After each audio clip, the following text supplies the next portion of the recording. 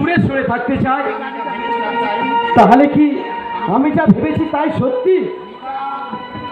মিতা, না না, আমার মনের মধ্যে যে প্রশ্ন জেগেছে সে মনের মধ্যেই ঘুমিয়ে থাক। ঘুমিয়ে থাকলে জীবনকে ঠিকভাবে চেনা যায় না, বুঝলেন? হ্যাঁ রে, তোর কি ব্যাপার বলতো? আজ কত 15 দিন হলো ক্লাবে পা দিসনি। আমি তো ভাবলাম তোর খুব শরীর খারাপ হয়েছে।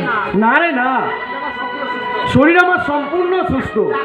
যা একটা বিষয়ে আশ্বস্ত হলাম। হ্যাঁ রে, আজকে কাগজ দেখেছিস? না, এখনো দেখা হয়নি। এই দেখ, আজকে কাগজে এমন একটা সংবাদ বেরিয়েছে যা আমাদের দেশের সমগ্র মানুষের ও জাতির কলঙ্ক। কিরকম? রাজস্থানের এক খ্যাত গ্রামের সরসিরূপ কানোয়ারাকে স্বামীর জ্বলন্ত চিতায় পুড়িয়ে মারা হয়েছে। শুধু তাই নয়, এক শ্রেণীর কুসংস্কারাচ্ছন্ন মানুষ এটাকে সতীর আখ্যা দিয়ে সমাজে কুপ্রচার করতে চাইছে। অন্যায়, এটা মস্ত বড় অন্যায়। আমাদের এই স্বাধীন দেশে এটা কখনোই কাম্য নয়। আমাদের এই অন্যায়ের প্রতিবাদ করতে হবে। আমাদের এই যে অন্যায়ের প্রতিবাদ করতে হবে, রাজা রামমোহন রায় এই সহস্র নিন্দার কাঁটা মারিয়ে একদিন হচ্ছে অপবাদ বন্ধ করেছিলেন এক শ্রেণীর স্বার্থপর মানুষের সহায়তায়। তা কিছুতেই আমরা মাথা চাড়া দিয়ে উঠতে দেব না। আমি তো ভেবে আশ্চর্য হয়ে যাচ্ছি, জীবন্ত নারীকে আগুনে পুড়িয়ে মারার মধ্যে কি কৃতিত্ব আছে? বিংশ শতাব্দীর শেষ প্রান্তে এসেও আমরা আজ একই হীনমন্যতায় ভুগছি। সত্যি অয়ন, বিংশ শতাব্দীর সভ্যতার পাদপতির তলায় আমরা দাঁড়িয়ে আছি। এটা ভাবছে আমাদের ঘৃণা হচ্ছে, মনে হচ্ছে আমরা 100 বছর পিছিয়ে আছি। পিছিয়ে চলার নাম মরণ, পিছিয়ে চলার নাম মরণ, আর এগিয়ে চলার নাম হলো জীবন। আমাদের এগিয়ে যেতে হবে কল্যাণ, এগিয়ে যেতে হবে।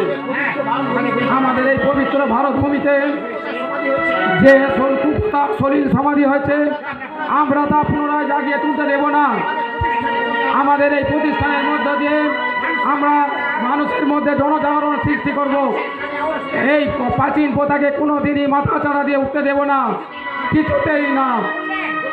বললেন সমাজের এই কুসংস্কারকে সরাতে গেলে আমার স্বামী বিবেকানন্দের সেই অমর বাণী, হে আমার দেশের যুবকবৃন্দ, তোমরা অমর বাণী, তোমরা এক হও। হে আমার দেশের যুবকবৃন্দরা এগিয়ে এসো, এক হও, এই অন্যায়ের প্রতিবাদ করে রুখতে দাঁড়াও। আমাদের যুব শক্তিকে এ ব্যাপারে এগিয়ে আসতে হবে। পরাজয় তাদের স্বীকার করতেই হবে, করতেই হবে। চল চল চল চল চল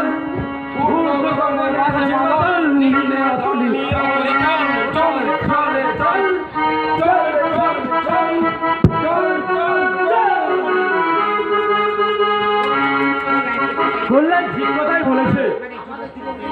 আমাদের যুবকদের আজ সংঘবদ্ধ হতে হবে। আমরা যুবকরা একমাত্র পারি দেশের গলিত মৃতদের সৎকার করে, দেশকে কলসমুক্ত করে সভ্যতার উচ্চাসনে বসাতে।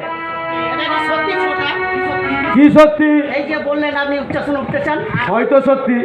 এই ব্যাপারে আমি আপনাকে সহযোগিতা করবো।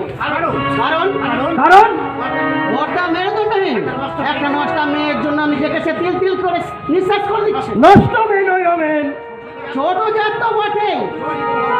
চৌধুরী বাড়ির বউ হবার বা দাদার পাশে দাঁড়াবার তার কোনো যোগ্যতাই নেই, তবু ভোটটা তার স্মৃতি নিয়ে দিন কাটাচ্ছে।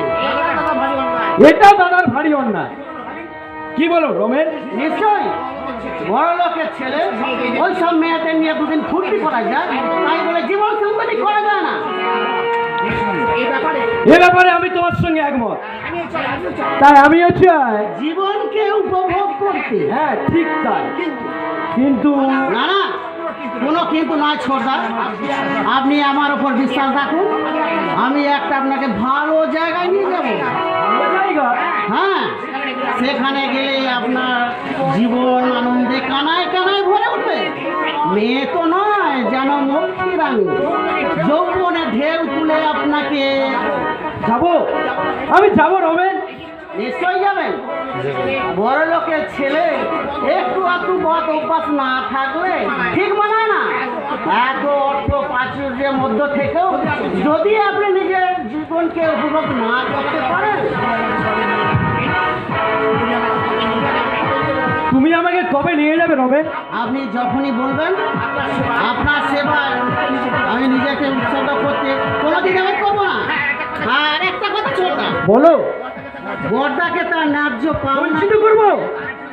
তার জন্য যদি আমাকে বাবার সঙ্গে বিশ্বাসঘাতকতা করতে হয়, আমি তাও করব। আপনি দাদাকে ভিক্ষের ঝুলি নিয়ে রাস্তায় রাস্তায় ভিক্ষা করাবো, আর সেটাই হবে তার উপযুক্ত শাস্তি।